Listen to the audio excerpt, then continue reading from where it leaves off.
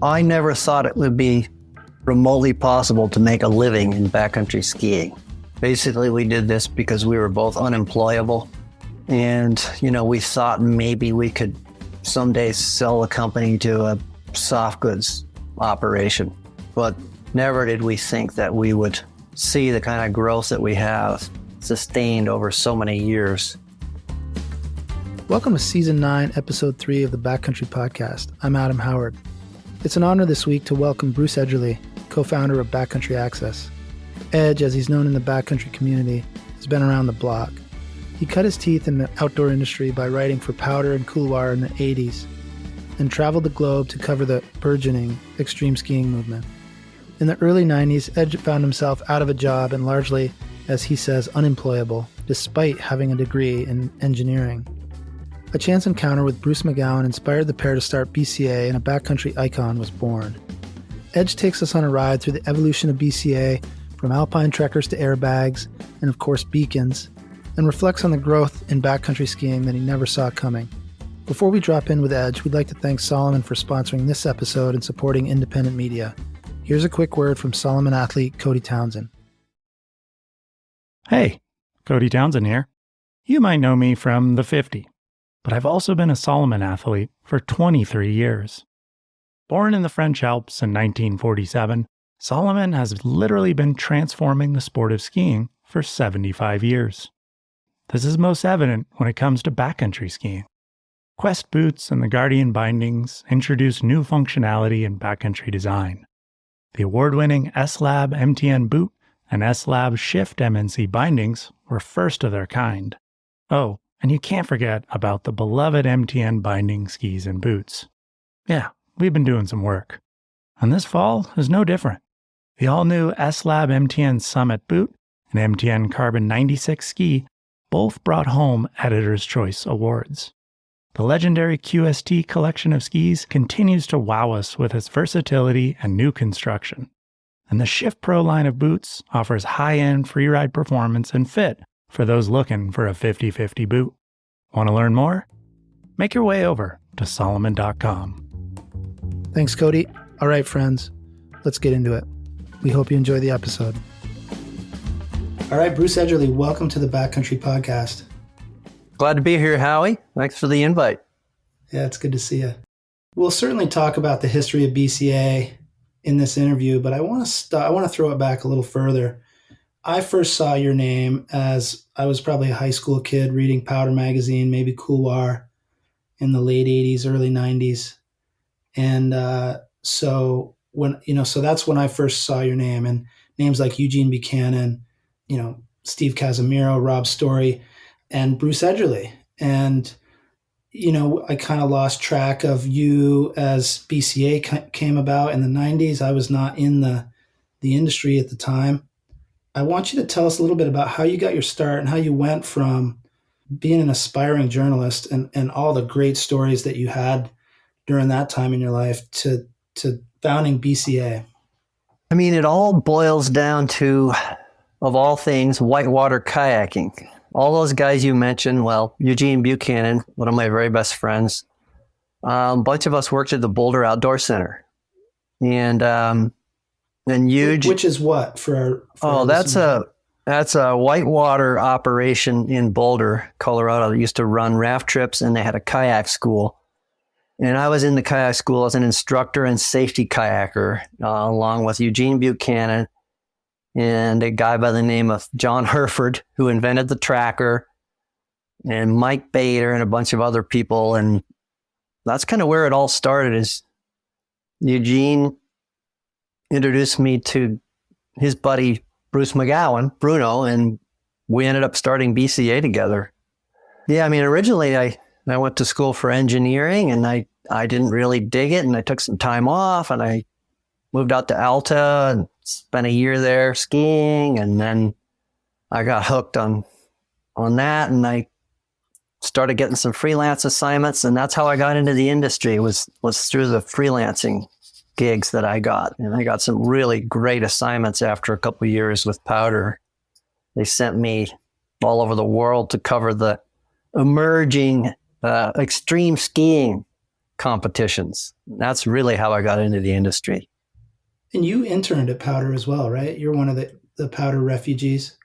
No, I never was an intern. I was just a freelancer, and eventually okay. I was a contributing editor. Oh, wait a minute. That was me that interned. Sorry. I get confused easily. A lot of famous people started their careers interning at Powder magazine.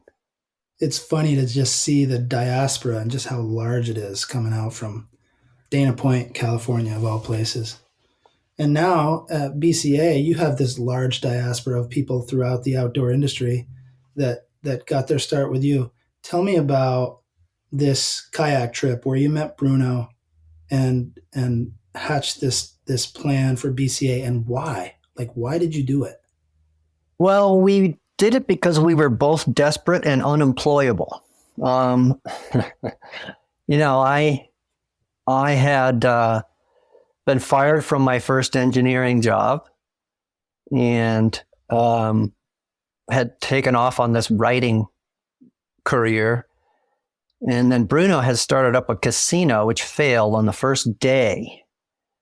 And I actually went to his 30th birthday party, and he said something when he gave a little toast. He said something like, I just went through the worst experience of my life with this casino project.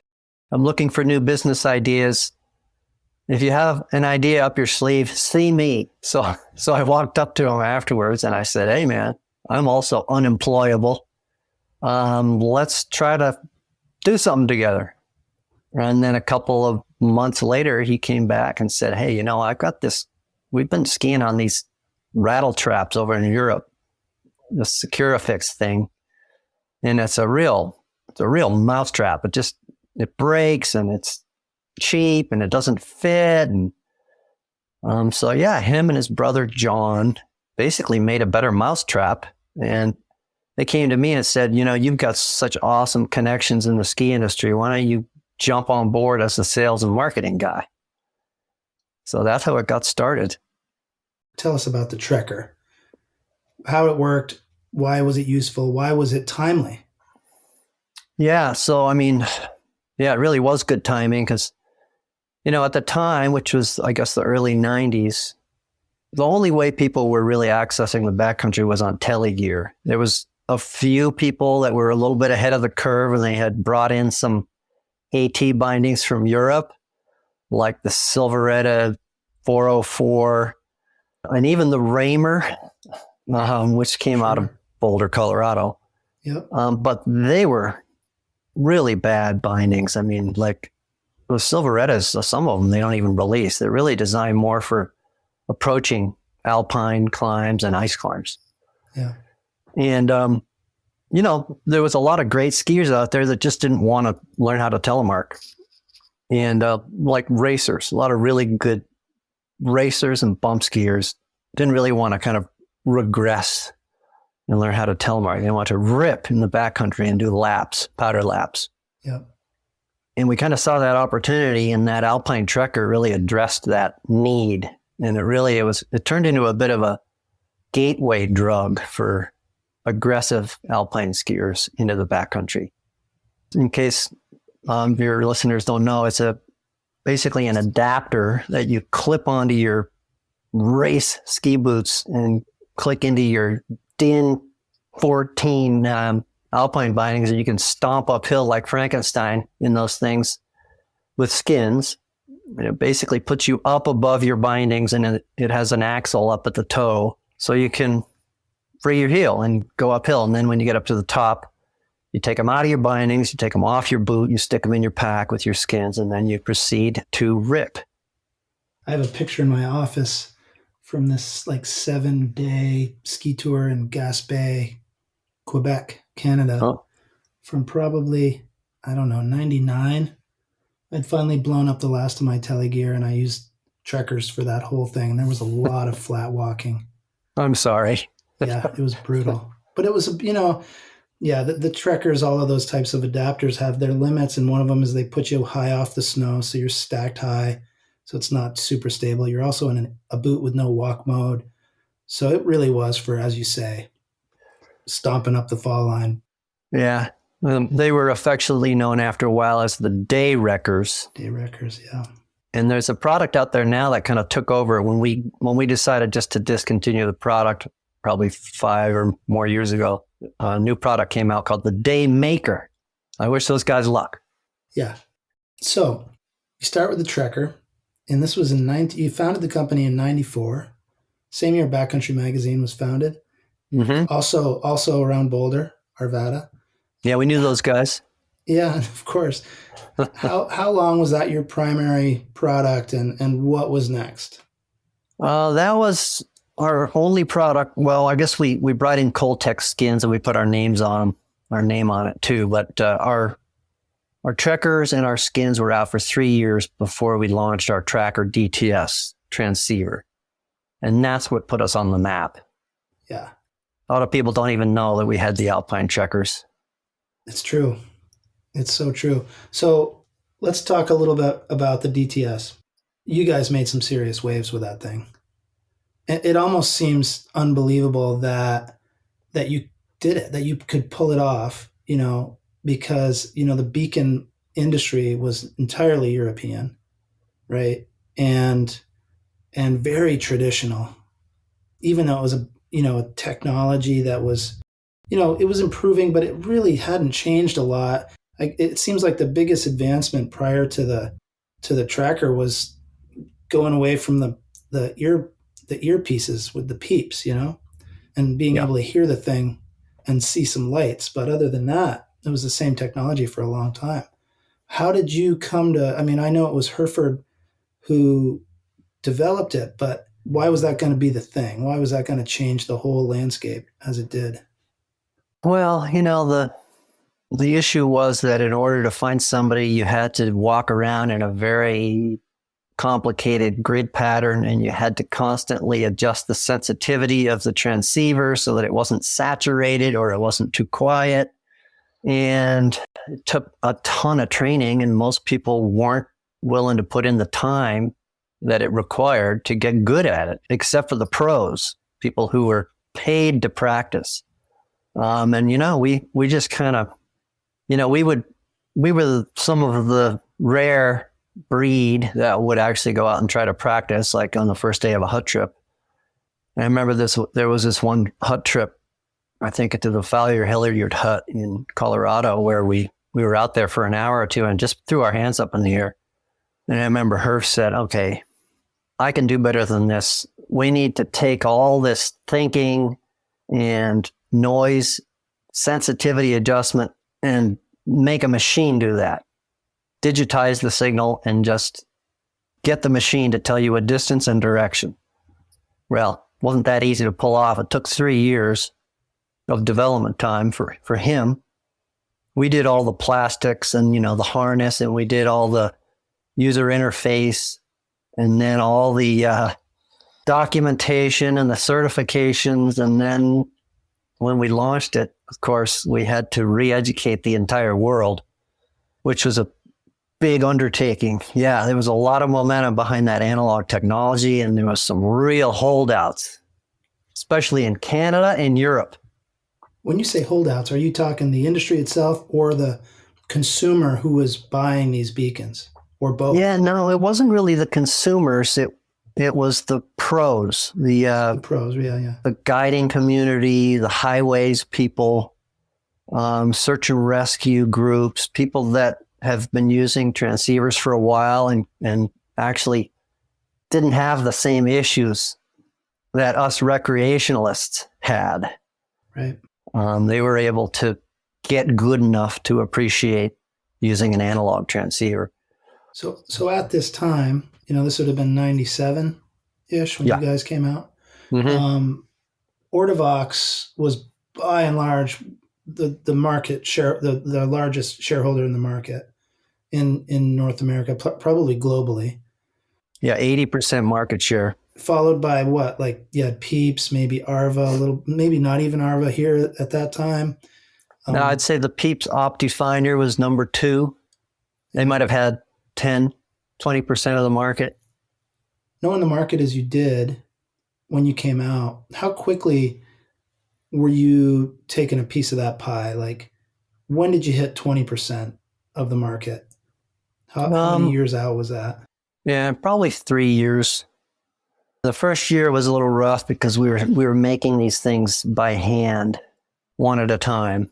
So even though the demand was pretty solid, we just couldn't meet the demand. In fact, it's almost been that way for 25 years. I want to get back to that because I think the growth in backcountry is part of that discussion, obviously. But you had the Europeans on their heels. They were taking notice, and you're starting to distribute in Europe, which is a big deal. When you go into Austria and try to sell a beacon made in America, they're used to buying Peeps. Was going into Europe like part of your plan from the beginning, or were you not even thinking like that? You just ended up there because the product was interesting and revolutionary enough? No, we knew that Europe was the golden ring. And in order to really win the war, you had to win Europe. And, even especially back then where, alpine touring was already a mature sport. Here, it was just started to get off the ground. Right. So we knew that's where the action was. So we went there pretty much right off the bat. And it was rough because the first year there was this report that came out from the Swiss Avalanche Federation and the International Commission on Alpine Rescue, and they totally panned the tracker. They, believe it or not, the Barryvox VS2000, which is an 100% analog transceiver with no visual indicators whatsoever, came out on top in those tests, which to us was a red flag that, well, we've got some work to do. And even though the public seems to be adopting this thing, the pros aren't. So it took us a long time to turn around the pro market over in Europe, but we had a secret weapon. His name was Franz Hohensen. He was a certified UIAGM guide out of Austria, and he worked for our first Austrian distributor, Bergsport Kaufmann, and he basically loved the product so much. And the people at Bergsport Kaufmann were kind of the ilk of those ICAR people. They were old school mountaineers. And they said, okay, forget you guys. I'm going to take this product on my own and dedicate 100% of my time on it. And he did. He basically turned around the Austrian market for us one person at a time. He would go out every weekend and do clinics, and he would visit retailers during the week and do clinics with them, and he would go to search and rescue teams. And basically he turned Austria around for us just by getting out and putting it in people's hands. That's what made the difference for us over there. Yeah. And you were kind of doing the same thing here. I mean, a big part of BCA's culture has always been education and communication, which is your part of the job, right? Like you guys were great at, and still are great at, disseminating information that's digestible to both the pros and the kind of entry-level users. Did you learn something from him, from how he was doing it, and apply it over here? How many clinics have you done in your day? Thousands. How many pieces have you written? Yeah. Right? Yeah. We learned a lot about the guiding culture from him, especially the European guiding and the search and rescue culture. We don't really even have that culture here in the U.S. Or at least back then. Like the AMGA was nothing. Right. And, up in Canada, there's a guiding culture. So we kind of had the same issue in Canada and in Austria. And yeah, I'd say we did learn a lot from Franz, and we applied that to Canada. And eventually Canada became fertile ground for us, but only once we paid attention to that crowd, that kind of conservative guiding and search and rescue crowd. We were fully focused on kind of the stoned recreationalists. That was our target market, kind of the rowdy, free ride, powder seeking yahoo. Right. Which was where the numbers were, right? At least here in the U.S. That's probably 95% of the market here. Right. What were some of your biggest challenges when you were going to, say, Jackson Hole Ski Patrol? It was all on Ortovox. How would you, what were those conversations like? Would they even answer the phone, open the door in the early days? Yeah. Yeah, it was a rough go, but those guys don't actually, one thing we've noticed about the ski patrols is they claim to be really good with transceivers and they claim to be real pros, but once you get out on snow with them, you kind of see, well, they're actually not that great with their transceivers. So, I remember when we had the tracker right off the bat, 1995, might have been 96. Well, we just had a working prototype of the tracker DTS. We went to the Colorado Pro Patrol Convention at Winter Park. And they always have a beacon search contest at those things. And I entered it. We decided to sponsor it, and I entered the contest, and I completely smoked everybody. I mean, there are some people in that thing that practice all year because it was a real kind of a like the Stanley Cup of transceiver searching. And I completely crushed kind of the perennial winners by minutes. And, in transceiver searching, that's a lot of time. Yeah. And so they banned me from the competition and they didn't give me the award because it wasn't actually out on the market yet. And then, of course, Eugene Buchanan wrote that up in Powder magazine as, revolutionary beacon banned from patrol competition. Oh, classic. But anyways, that's some good marketing right there. Stuff like that kind of gets recognized, gets seen, and the more things we did like that, the more the word got around.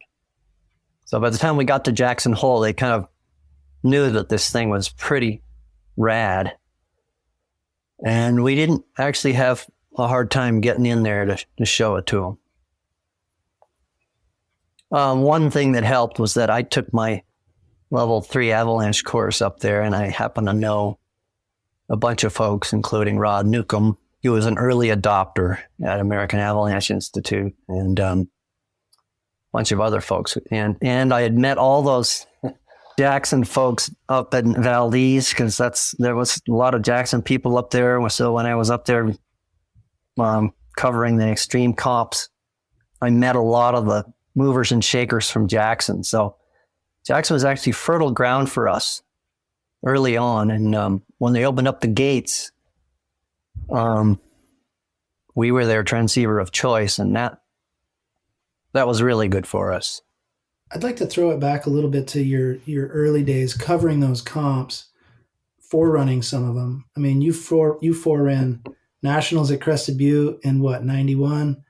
You foreran the same year you foreran the Worlds in Valdez, and obviously at that time you had the heavies, McConkey, Seth Morrison, Doug Coombs, maybe Dean Cummings was there, Kent Kreitler. The list is long, and it's like, it's Hall of Fame worthy. And there you are, the media from Powder, which at the time was, everything to the lifers among us. What was that like? Because this was also kind of the beginning of the ski star, right? At this time in the early 90s. And you were right there. What was that like? I mean, tell me some stories. Well, super exciting because skiing at the time was a little bit kind of square. The skiers were shredding, Schmidt and Plake and them, but they were in these one-piece suits and they were making all these turns, and snowboarding was so cool at the time, just riding the big lines up in Alaska and stuff. But these freeride comps kind of changed all that. And we saw that happening and just thought it was so awesome. So we got involved, and I sold this idea of doing a George Plimpton style or a Hunter S. Thompson style story, entering the comp as just a forerunner.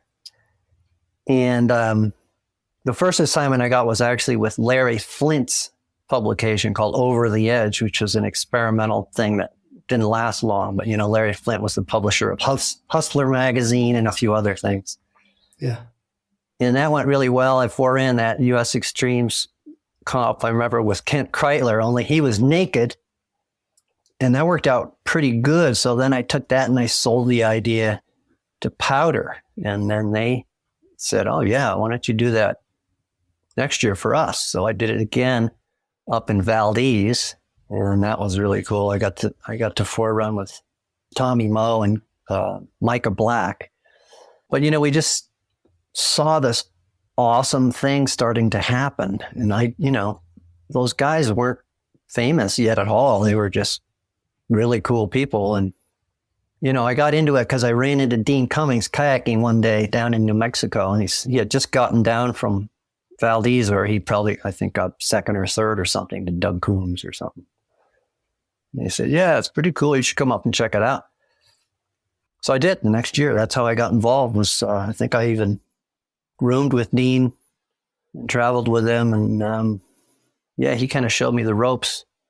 Him and Jim Leveroni, one of the judges from Jackson, taught me how to basically scam my way onto the helicopter up there and get free heli bumps. Yeah, it was great. And you fast forward a couple of years, and these guys are all your potential customers for any number of your products. How did those connections help you kind of further the cause? Yeah, that was our target market, was guys like that. They were great skiers and wanted to go ski Powder and work in a telly. Yeah. So we used a bunch of those guys in our ads. Dean was our first cover poster boy. We made a video with Scott Gaffney with all those guys in it. Shane was in it, Kent Kreitler, Dean, Rob Gaffney, one of my buddies from Boulder Outdoor Center. And people look up to those guys, and they turned on a lot of people. We got a lot of people into the backcountry on those things. And then they would realize what a day-wrecking device the Alpine Trekker was, and then they'd move on to something else, like the Fritchie Diamir was the thing that really, I would say, stoked the AT fire more than anything. Also a terrible, terrible binding, but only in hindsight. Yeah, it was better than what was out there at the time. Oh, sure. And that morphed into the Fritchie Freeride, which was better. It's easy to look back on this stuff and not be like, and remember some of the concessions you had to make to tour. Whereas today, it just seems like there are none. The equipment is so insane. Yeah, it's almost better than the Alpine gear.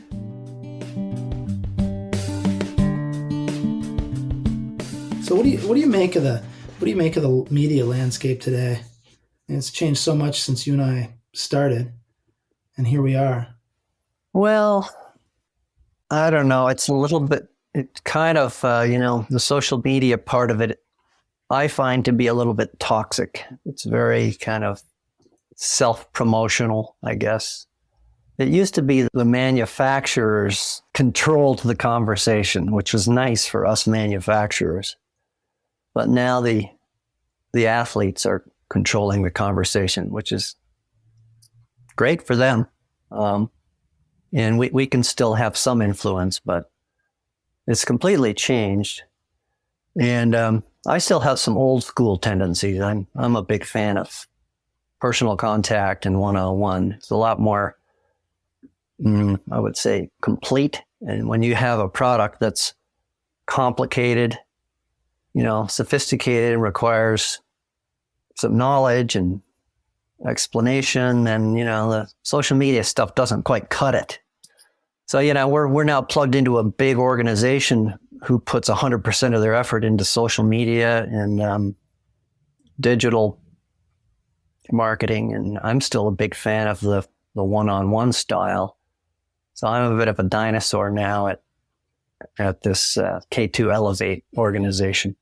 I get a lot of great satisfaction out of that style, that kind of educational style of marketing. And I think people appreciate it. And it works really well in the pro part of the industry.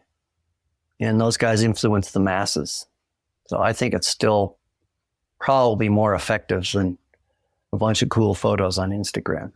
Well, it's got to be part of the mix still. Yeah. But you're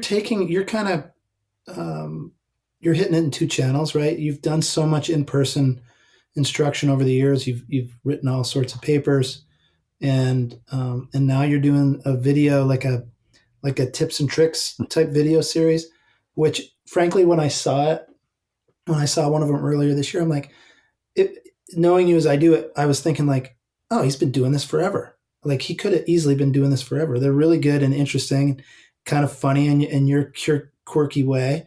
But that's like, why haven't you been doing this longer? Why haven't you guys been using video to reach out to people like that? With you in front of the camera is what I'm talking about. Oh, well, I mean, we have done a lot of long form educational videos. You know, we've got a whole series, our companion rescue series, Avalanche Beacon 101 and Probing 101 and Shoveling 101. And then we have a whole series on first aid and evacuation and group searching. Right. Most people, unless they're nerds like us, aren't willing to sit in one place for 5 minutes to watch those. Right. So this year we decided, all right, we need to kind of shorten up the format to match today's attention span. And so now we have this series where, you know, those little bits are less than a minute long. And yeah, it's amazing how much feedback I've had from that, only because people are actually watching it, not just the nerds like us. Right. So yeah, we're learning. It's called Education, and it's basically me just sharing some hacks that I've learned over the years, just to make people's lives easier in the backcountry. You know, stuff about layering and how to get ready to go out and how to do quicker transitions. And where do we find this? Well, right now it's on our Instagram. Eventually it'll end up probably on YouTube as a YouTube series. So for this video series, is this what pulled you out of retirement or near retirement? Is like the heavies are like, we got to get Edge back here to do a video series on Instagram. And in all seriousness, like you kind of, I heard these rumors like you were retiring or you were retired. And I'm like, well, I just got an email from him. What's going on? Yeah. What are you doing? What's happening?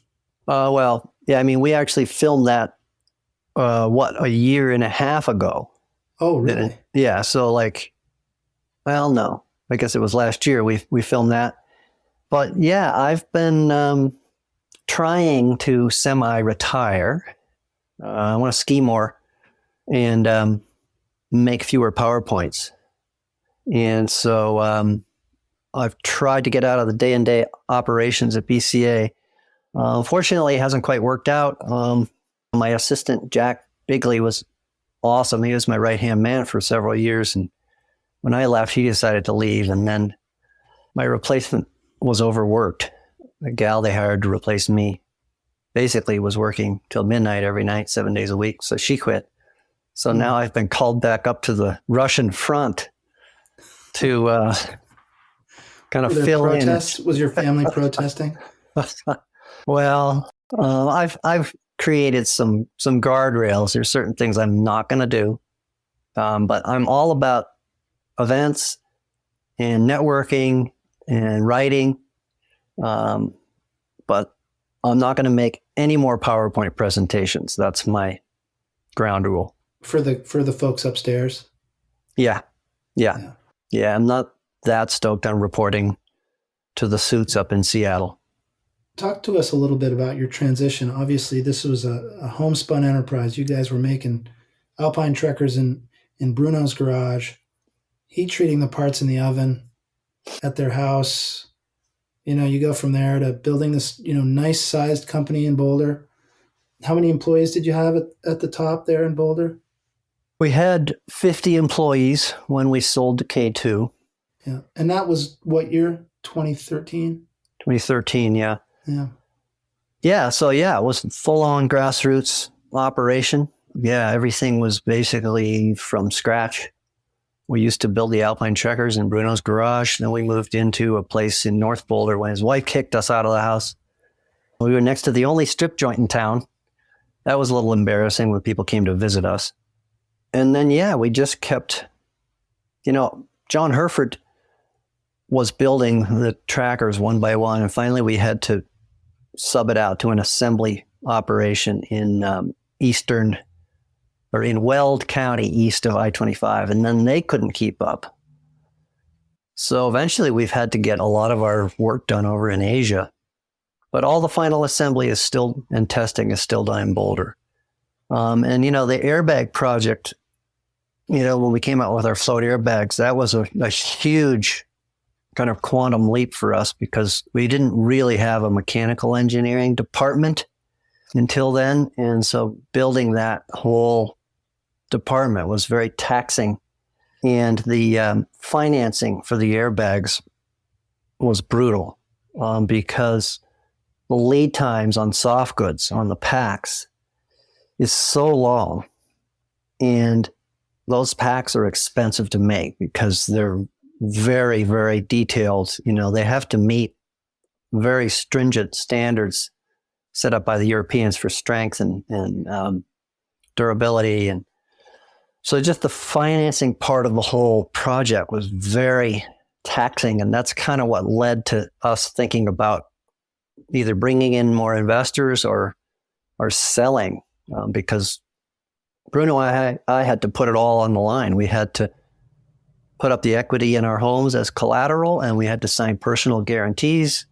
So if the loan wasn't getting paid off, the line of credit, we could have ended up homeless out on the Boulder Creek path. It was a little bit scary. So that's kind of what led to us selling the company. Just having more liquidity so that you could do more of that long-term manufacturing stuff that you hadn't had to do before. Yeah, just to bridge the gap between making the purchase orders and the deposit on the materials. I mean, that's almost 2 years before you actually collect the money. Right. And no bank is going to finance that until it becomes product and it's in your warehouse. And we didn't really have a way to bridge that gap except through our own personal means, the equity in our homes. And that got scary and created a lot of stress. And it wasn't worth it anymore. We were, it wasn't the kind of fun-loving grassroots kind of vibe that we had for the first 15 years. Yeah, and it's funny too, as a small business owner myself, that first 15 years wasn't all rainbows. I mean, you suffered a lot, I'm sure, during that time. But as you get older, you do, and you grow, you do start questioning, like, okay, there's a lot on the line here. Yeah, and when you have a family, it's not just about you anymore. That was a big part of it. Yeah, and your children are younger than BCA, or about the same. Your son is about the same age as BCA. You basically founded the thing with an infant. Yeah, well, he was born the same year as the tracker DTS. So that's DTS. So he's younger. 1997. So he's that's easy to remember. His first, I think, week 2 of his life, he was at the Crescent Butte Extreme Skiing Comp, and he got to meet all those cool skiers. Awesome. Yeah. Well, so BCA's, I would say, dedication to the free ski, free ride movement has been from the very start and continues today. I mean, you guys are still big supporters of IFSA. I know you support our comp here. Why is that? Why do you? Is it just as simple as like get them while they're young? Or, I mean, I know it's awful fun too, but yeah, well, you can't say that about many other brands who have been in it the whole time. Well, our experience is that 100% of those kids are going to get into backcountry skiing. Wouldn't you agree? Yeah. So, yeah, we want to get to them where they're young, and we want to get to their families and their parents, who generally are parents of kids that are on the free skiing teams are extremely passionate about the sport, as you know. And then the other thing is, my kids were on a team here, Team Summit, my son Stu and my daughter Abby. So we kind of knew the scene, and we knew how influential a lot of these kids are at their home ski areas. Like we had George Rodney on our team, and we had Griff Moeller on our team, and my son Stu, people look up to him everywhere. And, if they're using one of our packs and they're shredding around in it, people take note. So yeah, that's kind of grassroots marketing at its finest, I guess you'd say.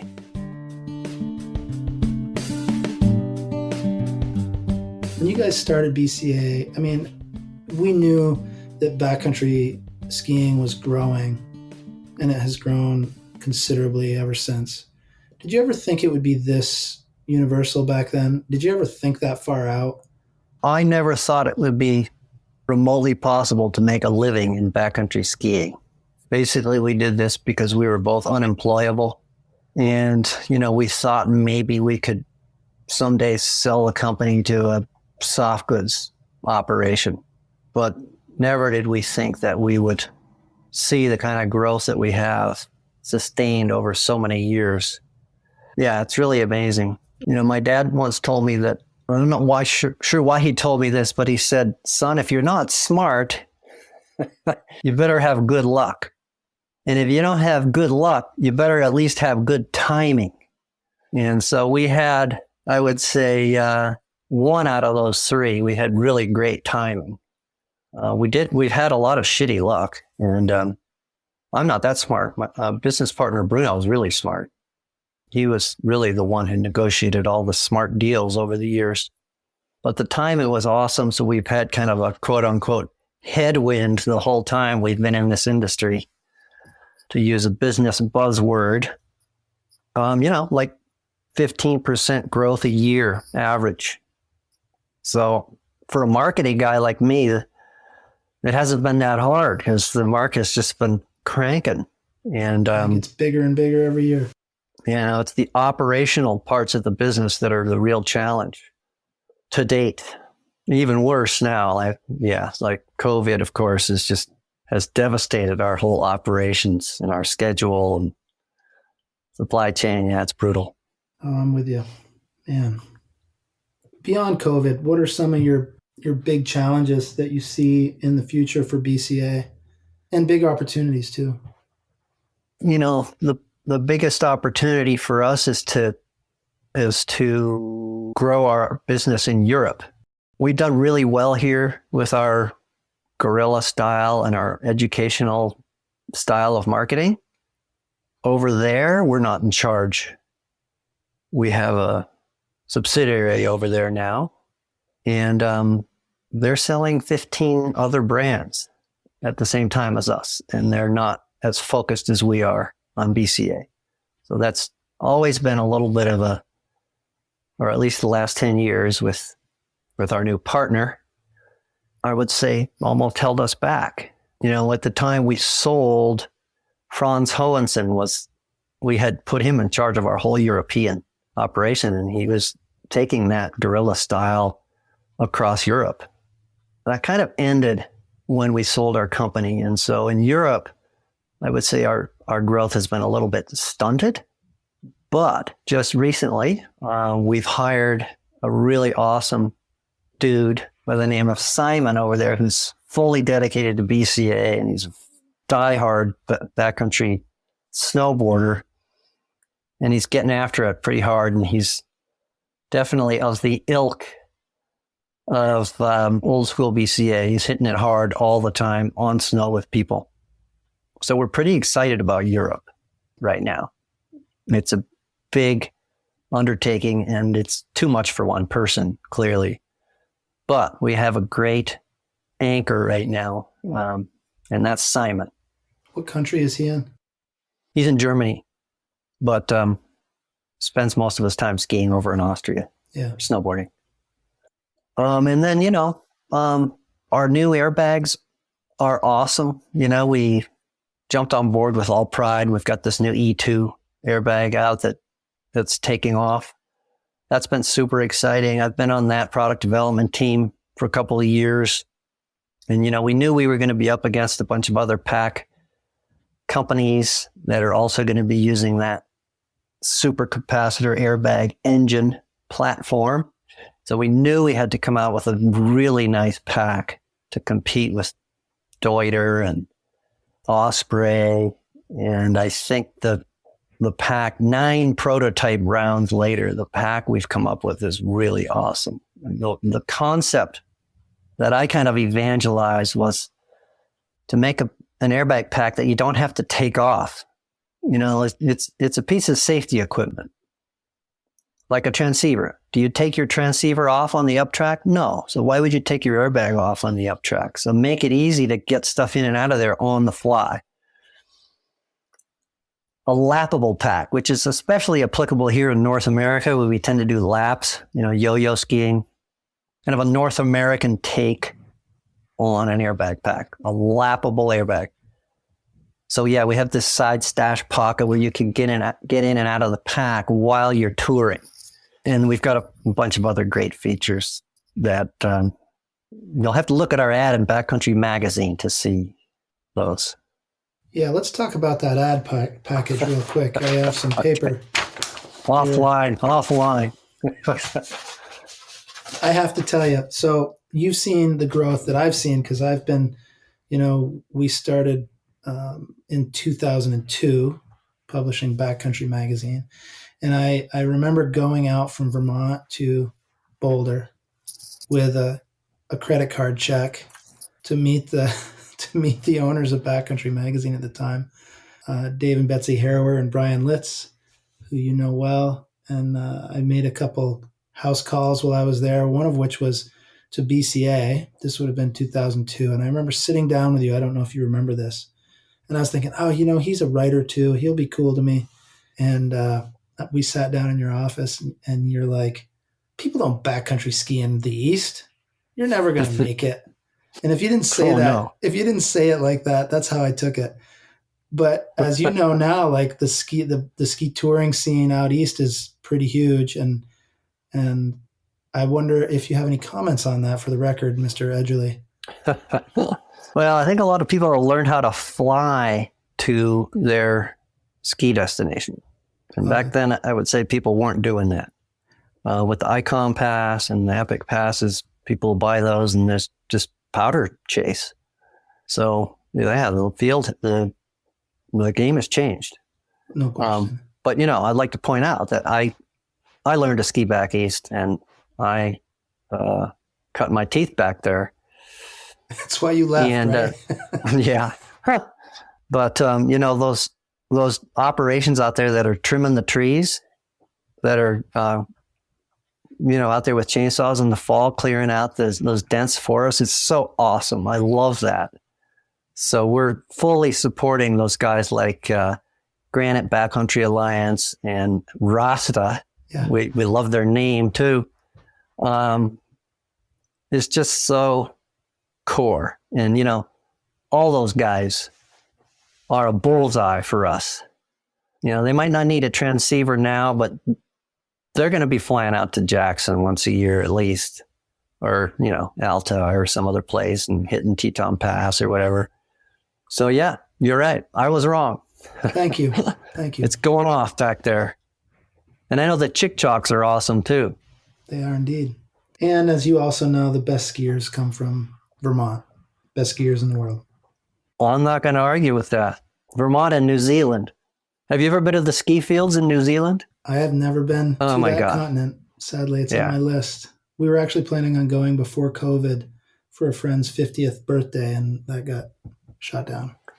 Yeah, talk about grassroots. They've got rope tows there for days that just access the most incredible terrain, but you have to be really confident skier to get on those rope tows. They are scary. Yeah. Yep. You gotta have your special gloves, like your wood stove gloves. Kind of takes me back to the days at Intervale, New Hampshire, where we used to ski. Yeah. Is that even in business anymore, Intervale? I don't think so. Yeah, No. I don't recall it. Mm-mm. We're talking about people's lives here. The products that you make save people's lives. And when the products don't function as they should from you or any other, from BCA or any other manufacturer, lives can be lost. It's just that simple. And so it's really no surprise that at least in the bad old days, there was some intense rivalry over certainly when you guys launched the digital thing, there was acrimony directed your way from the traditional manufacturers in Europe. And it got personal. And it got personal both ways. The legend of Ortovox and BCA, of Bruce Edgerly and Marcus Peterson. It's in the annals of trade show history. And here you have two New England guys, ironically enough, duking it out over avalanche transceivers. And we didn't see that in any other category, skis, it's just, and is it because, you guys, because it is so serious that it is a matter of life and death, and God damn it, you guys are going to take it really serious and win? Like, how did that, and maybe remind people of some of the stories between you and Marcus in particular? Well, I think, it's because they were used to being of a monopoly. And when they lost that monopoly, it really hurt. And back then, these companies were all owned personally. We owned our company. Gerald Campbell, Marcus's boss, who really got pissed at me at the ISSW in 1998 in front of the whole group, 1,000 people. Now it's all owned by companies, corporations. So it's not nearly as acrimonious as it used to be. But I'd say part of it was that their fall was so precipitous when we came out of the market. It was really hard for them. And the other was just the culture at the two companies was so different. It was a little bit old school versus new school. Like, you remember when, I'm dating myself, in the 1984 Olympics, Franz Klammer called Bill Johnson a Nasenbohrer, a nose picker, because he was this young kid out of nowhere who had no respect for the FIS and their rules and the people that were dominating the World Cup like him. It was kind of like that. They were Franz Klammer and we were Bill Johnson. And yeah, there was a couple of times that it blew up in front of a lot of people. So there was that 1998 incident where Gerald Campbell stood up in front of the whole crowd and said, "We will never develop a multiple antenna digital transceiver. It will kill people." Well, that's all changed. And then at the 2006, I think, ISSW in Squaw, in front of the whole hundreds of people, thousands, maybe even, I think they had 1,300 people at that one. Marcus Peterson basically grabbed me by the scruff of the neck in front of everybody and said, "Edgerly, we're going to bury you with this thing." And he had one of his Ortovox S1s in his hand, I think it was. We're going to bury your company with this thing. Stuff like that. Yeah. And then, behind the scenes stuff. It also didn't help that at the time, the Broncos and the Patriots were going at it in the, the NFL, AFL Championship Series almost every year. And, Marcus is a huge Patriots fan. I've kind of outgrown the Patriots. So I used to like to tease him about that. But he even took that personally. Oh, I like you both. You make me laugh. And I just always got a kick out of that dynamic. And I know you probably didn't, but I think that's one thing that I've always found interesting. You have that dry kind of Northeast sense of humor, and it kind of pervades a lot of what BCA has done, because you're the guy pulling the strings with all the copy and the marketing efforts and stuff. And I think that alone, and you talk about guerrilla marketing. Yeah, you guys did a lot of guerrilla marketing, but you also did a lot of traditional marketing. And a lot of that copy in your advertising and so on was smart and funny, and kind of kitschy. We've had to fine tune over the years. We came out of the gates a little bit aggro. We made some pretty bold claims when we came out with the tracker, and a lot of people interpreted us as focusing too much on the product and not enough on practicing and education. And that pissed a lot of people off, and probably cost us a few years of acceptance in the industry. It wasn't until we got the message from several pros that we knew. I would say mainly this one guy, Steve Conger, that you might know, and he told us, "You got to change your style, man, because you're sending the wrong message. It's not necessarily your product that's going to save people. It's people learning how to use your product and how to stay out of avalanches." So we took that to heart, and we took more of a mature educational style approach, and we've been doing that ever since. So yeah, I'm a little nervous because it's now kind of out of my hands. The messaging is now out of my hands, and it's in the hands of other marketing people, like in the Elevate organization, which is K2 Sports, Marker, Vocal, Dalbello.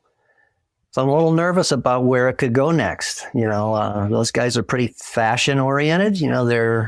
They come from kind of street, skate, snowboard, which is a different culture than the safety culture that we've nurtured over the last 2 decades. So yeah, who knows where it's going to go from here, but I'm hoping we will keep that kind of fine line that you were talking about between fun and humor, but responsibility and educational messaging. So I have to ask, if you were to do it all again, what would you change? What's the first thing you would change if you could go back and make a change over the course of BCA's history? Just tell me you would have punched Marcus Peterson in the nose, please. No, that wouldn't have been good for us. We've always been the warm, gentle company. Led by a guy named Edge. I love it. I don't know. What would I change if I had to do it all over again? I guess I would have maybe taken the pro market and the guiding community a little bit more seriously at the beginning. Maybe would have gotten their opinions on our original tracker prototype. They had some very specific needs that, okay, we're kind of limited to that 5% of the market. But those guys are very influential. They teach avalanche courses. They're guiding hundreds of people a year. Just by soliciting people's opinions, you get them on board. Even if they don't buy your product, they feel like you included them in the process. And we kind of made a point of ignoring the pro market because this transceiver we were working on was so laser focused on recreational users.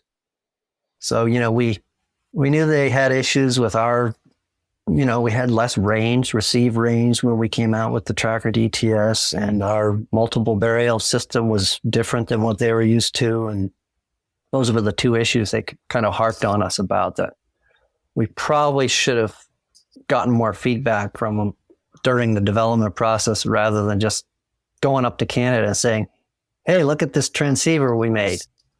Well, it's a pretty small thing. It's big, but it's not that big. It's a tweak. It's a tweak. Between me and Bruno, I'd say we had a really great partnership. I was kind of the muscle and the passion, and he was the brains. He was really smart about how we just took care of business. So I'd say that was a bit of a secret formula for us, was just the diversity in our partnership. And Bruno got done, what, 3-4 years ago? Yep. Yeah. Yeah. He kind of lost patience having to report to the crew up in Seattle. Yeah.